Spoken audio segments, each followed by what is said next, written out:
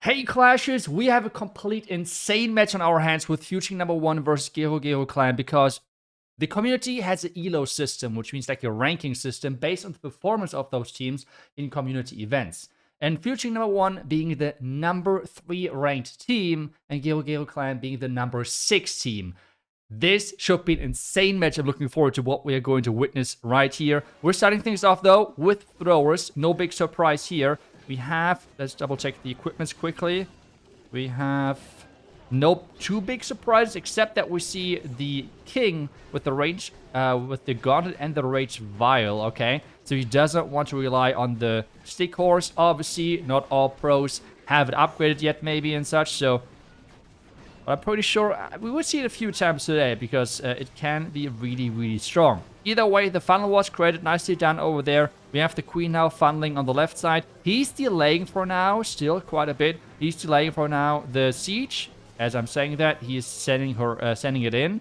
Now the question is, can he push through this entire base? The funnel on the right side was set, but still, those throwers, they have to walk in. There's a tornado, and they're really, really easily get springed off the map if there are any spring traps or traps in general, so we have to be careful here. So far though, things are looking really promising. Giga Bomb should go off as soon as one of those throwers is walking into it. There's a totem for the Archer Queen to save her. We have as well more wall breaks from that siege coming in. Royal Champ from the far right side, so completely isolated from that Archer Queen. The Archer Queen on her own, now popping that ability, taking a lot of damage. And the question is, can he overpower this base slowly? Can he push through slowly but steady? That is the big question and what he's trying to go for. I feel like those throwers always in the middle, they look like, oh, this won't work. And then they just overpower the backhand. That's just how it is. The life gem, the rage gem, they're just so crucial on the back end. We have as well a root rider, which came from the troop launcher. Royal Champ ability now. Pop that ability, so the rocket spear. We have 4 more spells. The Warden ability, not as relevant because remember, those are just the gem equipments, which means there's nothing too crucial. But as I said, he's just moving through this slow and steady. And it's kind of crazy how controlled you can make those mass throw attacks look like. I mean, that is really, really nice. There's the freeze to keep that headhunter alive. Making sure the headhunter can take down that king with the Royal Champ together. Throwers are pushing through, but time is ticking. And take a look at that. There's a super wizard tower on the far left side.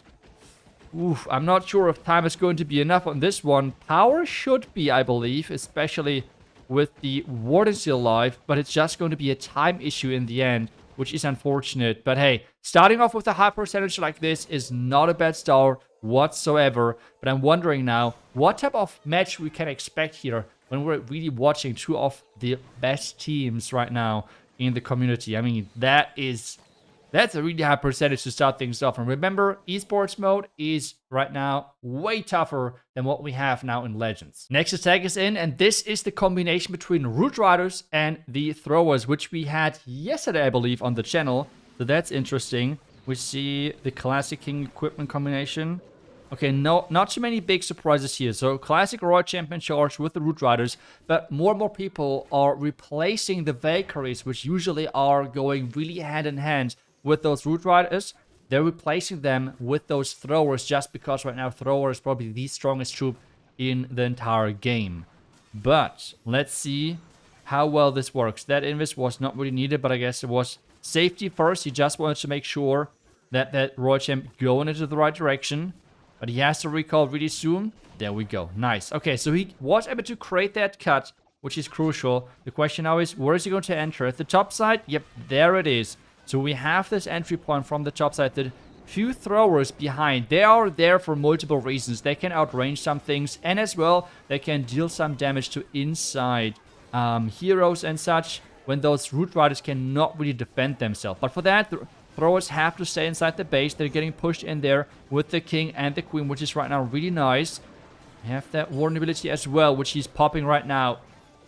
There's some damage, yes, but I'm not sure if that's really the highest damage area. He has the overgrowth, which he's running for the bomb pipe, which makes total sense. That defense is just complete insanity.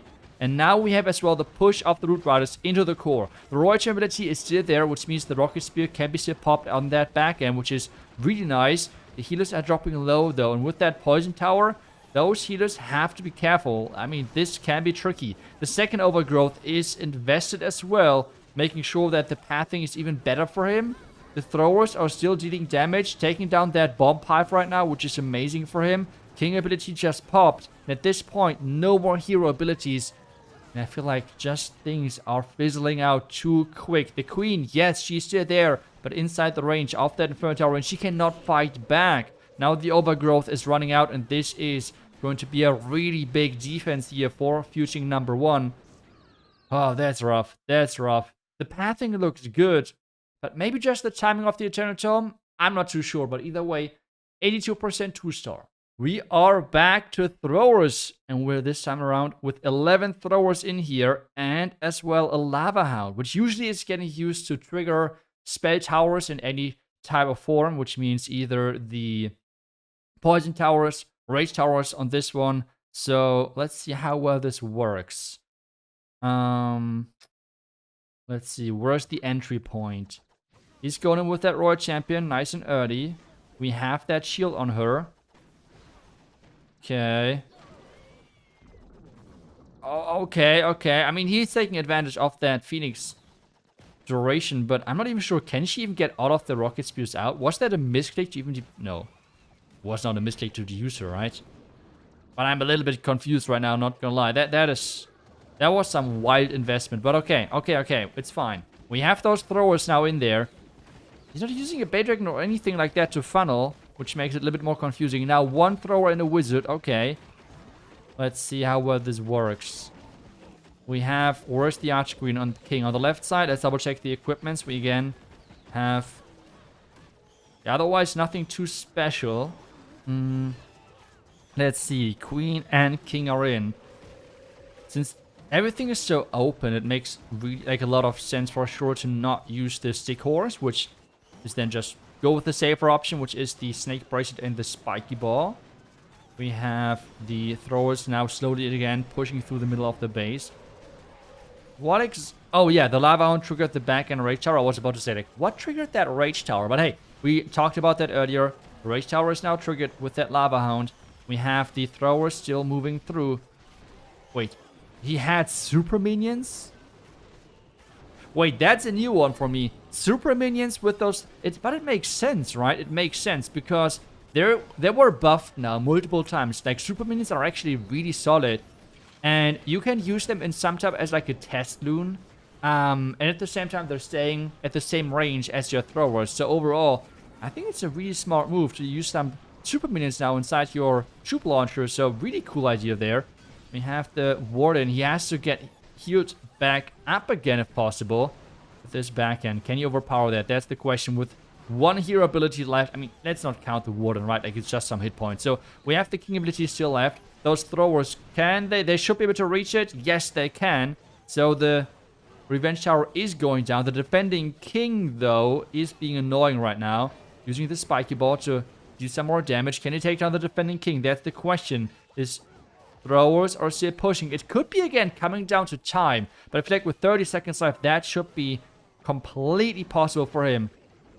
Or is he going to run into more spring traps right now? I mean, those throwers, there are not too many of them left anymore in time. Nope, there's going to be another time fail. Fuching number 1, the masters of time fails. What is that? The archer's already in there. But nope, it's getting taken down. There were too many spring traps. I feel like that was the baited entry here. But, oh wait. The Warden. The Warden. One. No, not enough. That was so close. It's some more throwers in here, and we again have that move with the Lava Hound. Wait, no, wait. Okay, never mind. Is that a Blizzard or... It's not a Super Archer Blimp, no? It's a Super Archer Blimp. Oh my. Wait. That still exists? That is so cool. That is so cool. I love it. Okay, he has one more invis. Can he get everything he wants? He got the Guardian. Nah. What? What? Is he going to get... Oh no! Shoot! Again! Something! No! But there's no builder hut. There's no builder hut. Okay, it's fine. It's fine. It's fine. Again, we have mass headhunters in there. It is fine. It is fine. Okay, but that was some insane value. What was that? That was crazy. Let's double check the equipments again. But again, nothing too surprising here. That everything... Wait. Okay. I feel like a lot of those pros like the shield and rocket spear right now. That's interesting. Okay, okay. Didn't expect that being so popular. But... Hello? Okay, thank you. We're back. Throwers are going in. I mean, the path in which he was able to set up is beautiful, right? So that's amazing. The question now really is everything else going to work as intended? The king, the queen, everything pushing through. He has the royal champ for whatever staying up. If there's anything anywhere staying up, you can just snipe that with the royal champion. The bomb pipe is in reach for that archer queen, and he's now again just slowly moving through this base. And so far, things are looking really, really good. Royal champ is in from that top side, taking down the multi-inferno tower, which is out of reach for those throwers. And the question again, do we have another time fight, or do we see the first 3-star with a thrower super archer blimp attack? I mean, I would have never expected to see that, but hey, he has to be careful. No, the warden, save the... Oh, there's nothing to save it. Stay alive, warden.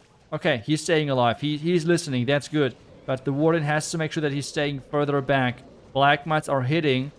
Those healers already took some damage initially, so those healers are one shot. Warden going down now. This is not going to triple. What? That's kind of crazy, not gonna lie. I did... What? That... Okay, after that super archer blimp, I will be honest, I thought this is like an easy triple. Maybe? Am I crazy, but mass meteor golems? I feel like that would have worked, no? Am I going crazy here? Mass meteor golems? But maybe I'm just going bananas. I don't even know. But I feel like those throwers, they moved so slow through this left part. That was kind of crazy. And then the hero dive. I mean, I know I'm a huge fan of the Frostflake and such, but like having the king, queen, and the royal champ early on in here with the Frostflake and such to protect versus all of the damage. I'm just saying, could have worked, but hey, so far, both teams with some close attacks, but no triple just yet. Electro Dragons from the #1 Electro Dragon Pro. I mean, Nian is just insane. I think he's not posting anymore on YouTube, unfortunately, which is kind of sad. But yeah, nothing we can do about it. Let's see if we can convert this into being the first 3-star. I would say right now, Electro Dragons being like a top 3 troop in the game was not on my bingo card for the year 2026, but Electro Dragons right now are pretty insane if you can play them. And this is another thing, I feel like Electro Dragons from the good old days have such a bad, I don't know, like, people are just connecting Electro Dragons to the most casual spammers, whatever. But in reality, they're not as easy to use, to be honest. I think they're not as easy to use as some people make it up. So, yeah, let's see if we can make this work. First Electro Dragon on the right side, getting some nice chains in. And now more and more Electro Dragons are getting deployed in here.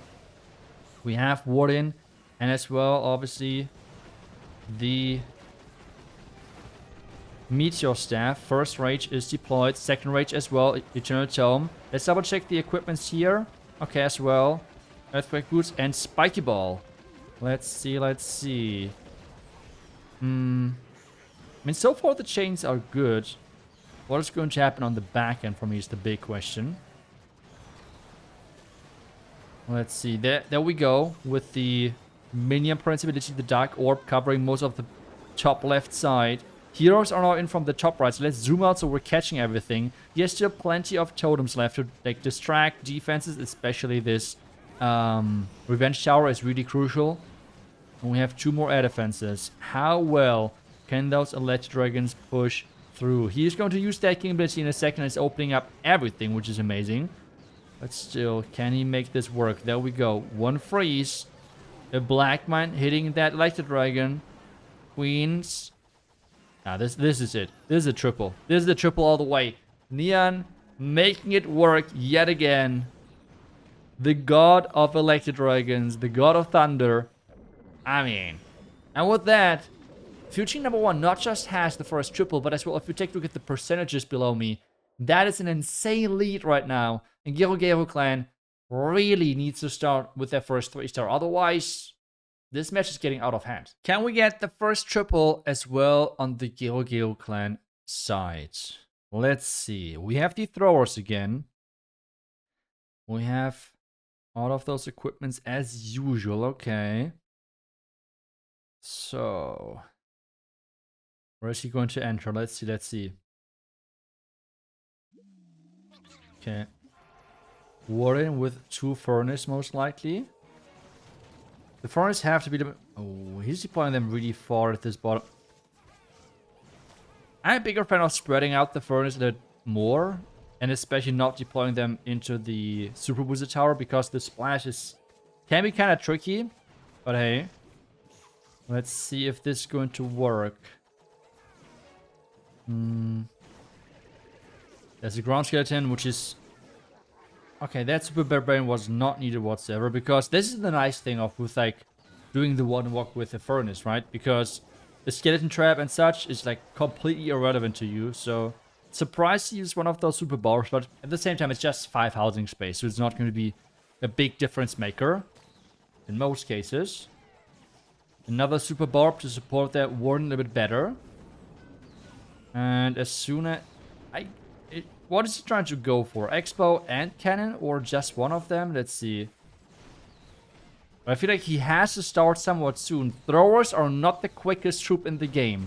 And he's already at like 1 minute and 50 seconds or something. And he has to be careful with that. Oh, Warden. Ooh, yes, no. Oh, red mines. Okay.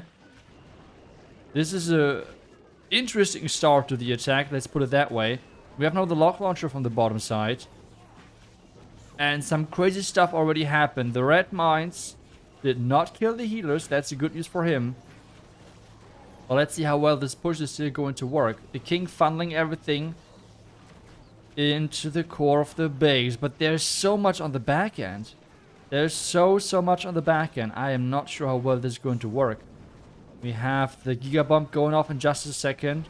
The Royal Champion taking a lot of damage and going down her... What's happening?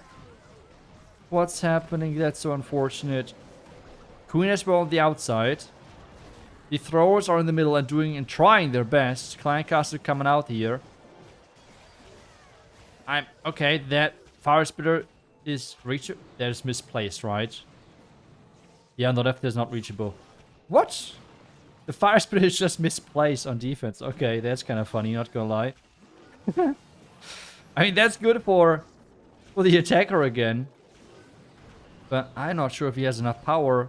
And wait, no, never mind. He has not enough time. That's the biggest thing. Power would be actually enough, right? Because I feel like there's... Is there even a chance of his throwers going down? You see, he has the queen with the giant now spawned. So I feel like only time is the issue at this stage.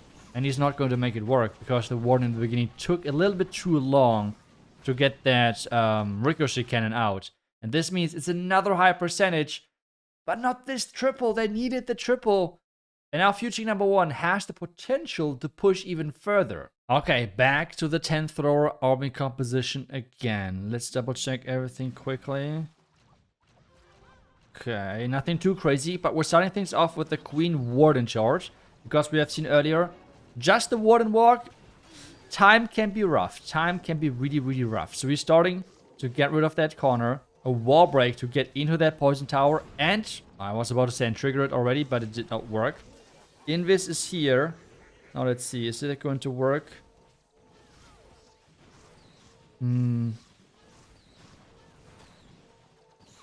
Okay. Taking a lot of damage. He has to be careful. There goes the Invis. Making sure the queen can walk around that corner. She is losing the Angry Jelly, which means she's now attacking she's attacking now everything. But as long as he's getting that Fire Spitter, he's looking good. Remember though, nearly 1 minute has already passed. And we know how slow those throwers are. Now, the Bomb Hive being annoying, Skeleton Spell to counter it, and that's just the best counter, by the way. You can see those skeletons always getting spawned inside, but if he would use a totem here in that spot, that totem would have been gone already like 3 minutes ago. So, yeah, the Skeleton Spell just is the by far best counter, the Bomb Hive. But even that is now running out, so he has to be careful. A Lock, Launcher, and Earthquake combination to deal even more damage. And hopefully eventually get rid of that. We have again the Mass Headhunter Furnace combination, which seems to be really popular because sometimes they can snipe that Warden, which is going to as well make the throwers time fail really likely, which we have seen already sometimes. Warden ability to get some hit points back. Oof, now let's zoom out and see what happens next with those heroes at the bottom side. He has lost a lot of throwers inside this, inside the Sonar composition. The Queen is still there with her ability. But yeah, and overall it's as well weird because the Mass Headhunters are forcing an early poison, and then you have no poison left for the what is it? The Furnace. That's what I tried to say here. Warden is going down, which means now he's missing that rage effect on the later stages. He's still having his own rage, which is nice. But as soon as that is running out, he's going to have some issues. 36 seconds left though. The throwers are on the wall. The Royal Champion losing her rocket spear range. And this means it's going to be another defense, it seems like. It's going to be another 2-star. And this is crucial right now for Gero Gero Clan, because they have now the chance of still coming back in this one, even though they're so far behind on the percentage and such. But as long as Future number 1 is not getting that second triple, there's still the chance and the hope of coming back. This one yet again though, again above the 90% mark. This is the crazy thing. This is the crazy thing about those top teams. They're always so consistent with getting those high percentage attacks in. Well. We have our next thrower attack, but this time around they have to be careful with not time failing. Let's double check the equipments again. Okay, no recall whatsoever. So again, we're going to see a Warden walk into a ground attack, which we have seen now already. Can be tricky sometimes. So early start here with those Furnace right next to the Warden, which means the Warden is going to stay on top of those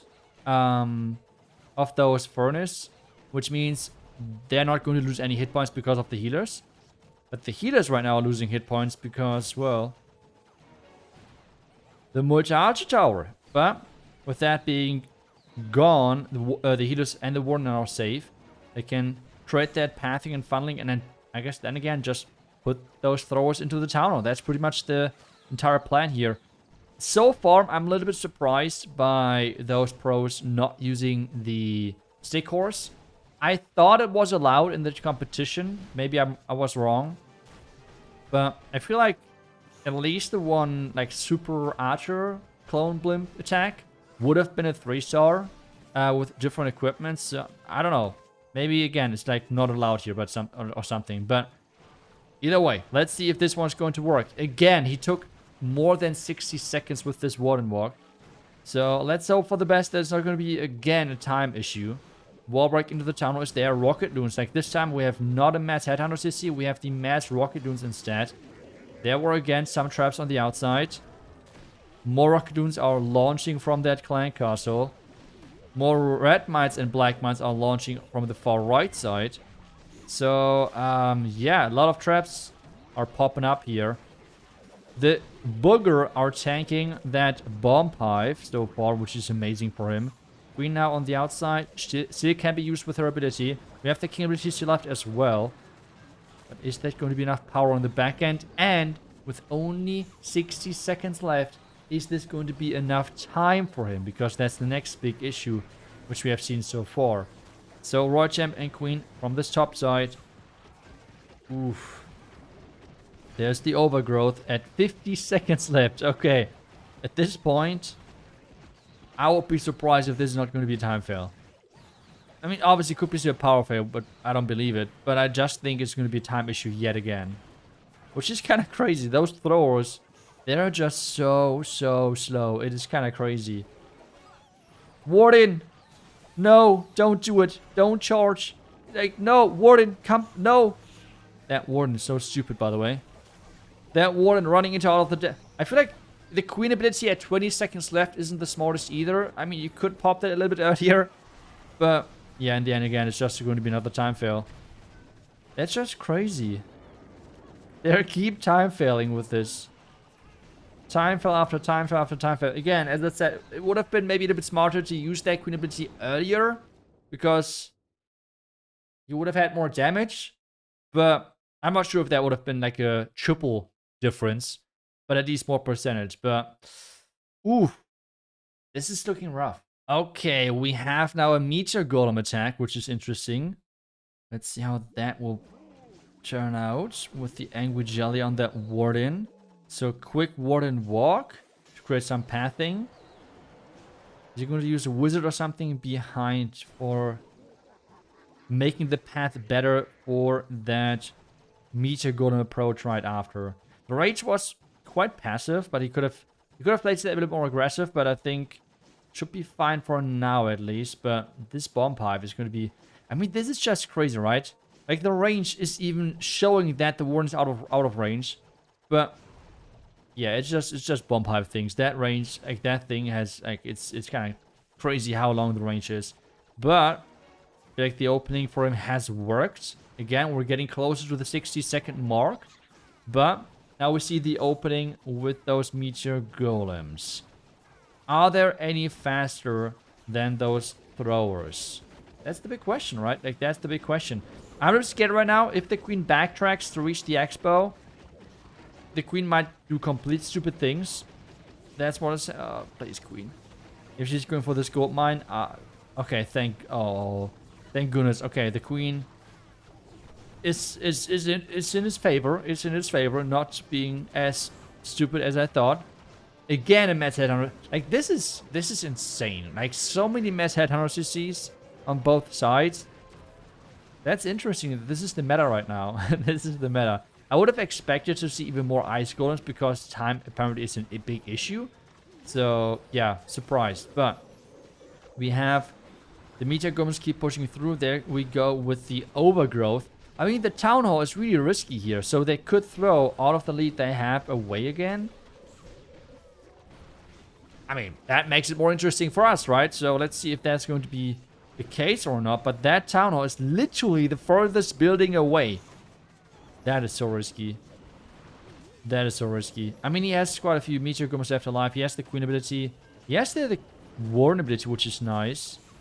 Keeping the Royal Champ alive. Oh, but this so far looks really, really controlled. Warden ability now. King ability is still intact as well. He's freezing it now. A little bit late for the Royal Champ, but still saving that King, which is nice. But no, that should be fine.